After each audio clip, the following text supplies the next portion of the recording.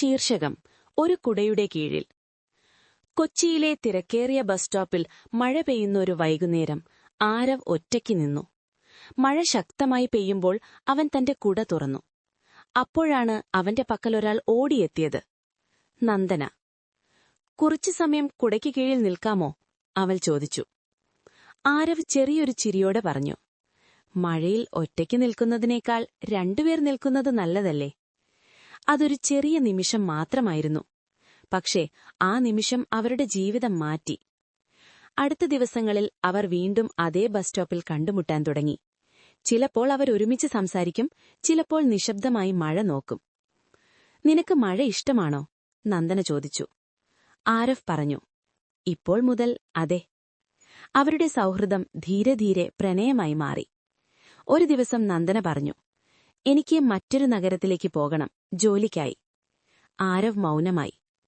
നീ തിരികെ വരുമോ? അവൻ ചോദിച്ചു. നന്ദന ചിരിച്ചു. ഒരു ദിവസം ഒരു കുടയുടെ കീഴിൽ വീണ്ടും നിൽക്കാൻ. അവൾ പോയി. ആരവ് ഓരോ മഴയും ആ ബസ് സ്റ്റോപ്പിൽ കാത്തിരുന്നു. മാസങ്ങൾക്കിപ്പുറം ഒരു മഴ പെയ്യുന്ന ദിവസം അവൻ വീണ്ടും അവിടെ നിന്നു. പെട്ടെന്ന് ഒരാൾ അവന്റെ കുടയ്ക്ക് കീഴിലെത്തി. ഇവിടെ ഇപ്പോഴും സ്ഥലമുണ്ടോ? ഒരു പരിചിത ശബ്ദം. ആരവ് തിരിഞ്ഞു നോക്കി. നന്ദന. അവൻ ചിരിച്ചു. ഈ കുട നിന്നെ വേണ്ടി എപ്പോഴും തുറന്നതാണ്. മഴ പെയ്യുന്നു, പക്ഷെ ഇനി അവൻ ഒറ്റയ്ക്കല്ല. കൊല്ലത്തിന്റെ കടൽക്കരയ്ക്ക് സമീപം താമസിച്ചിരുന്ന നവീൻ ഒരു കഫേയിൽ ജോലി ചെയ്യുന്ന ഒരു ശാന്തനായ യുവാവായിരുന്നു. കടൽക്കാറ്റും മഴയും കൂടിയപ്പോൾ ആ കഫേ ഒരു വേറിട്ട ലോകം പോലെ തോന്നും. ആളുകൾ വരും, പോകും. പക്ഷെ നവീന്റെ ജീവിതം ഒരേ രീതിയിൽ തന്നെ മുന്നോട്ടു പോകുകയായിരുന്നു. ഒരു മഴ പെയ്യുന്ന സന്ധ്യയിൽ അവന്റെ ജീവിതം മാറി. കഫേയുടെ വാതിൽ തുറന്ന് ഒരു പെൺകുട്ടി അകത്തു കയറി. ഐശ്വര്യ. മഴയിൽ നനഞ്ഞ മുടിയും കണ്ണുകളിൽ ഒരു ക്ഷീണവും, പക്ഷെ ചിരിയിൽ ഒരു ശാന്തതയും. ഒരു കപ്പ് കോഫി കിട്ടുമോ? അവൾ ചോദിച്ചു.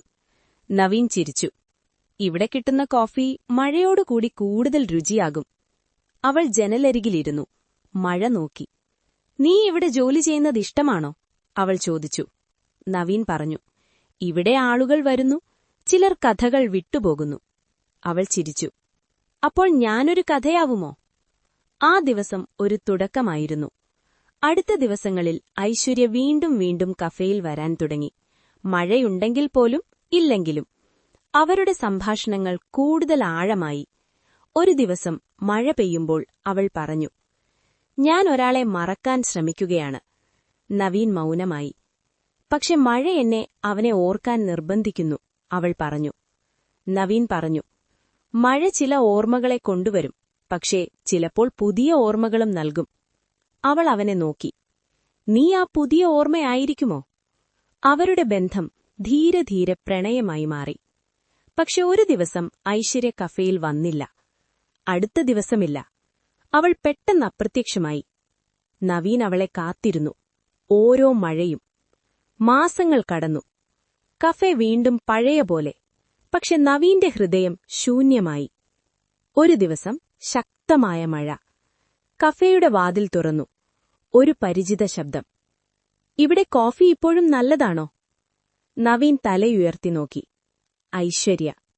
നീ? അവന്റെ ശബ്ദം വിറച്ചു. അവൾ ചിരിച്ചു. ഞാൻ തിരികെ വന്നിട്ടുണ്ട്. എവിടെയായിരുന്നു? അവൻ ചോദിച്ചു. അവൾ പറഞ്ഞു, ഞാൻ എന്റെ പഴയ കഥ അവസാനിപ്പിക്കാൻ പോയി. ഇപ്പോൾ ഒരു പുതിയ കഥ തുടങ്ങാൻ വന്നിട്ടുണ്ട്. മഴ പുറത്ത് ശക്തമായി പെയ്യുന്നു.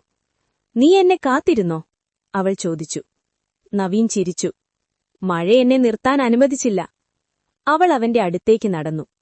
ഇനി പോകില്ല, അവൾ പറഞ്ഞു. നവീൻ ഒരു കപ്പ് കോഫി നൽകി. അപ്പോൾ ഇനി ഓരോ മഴയും ഇവിടെയായിരിക്കും.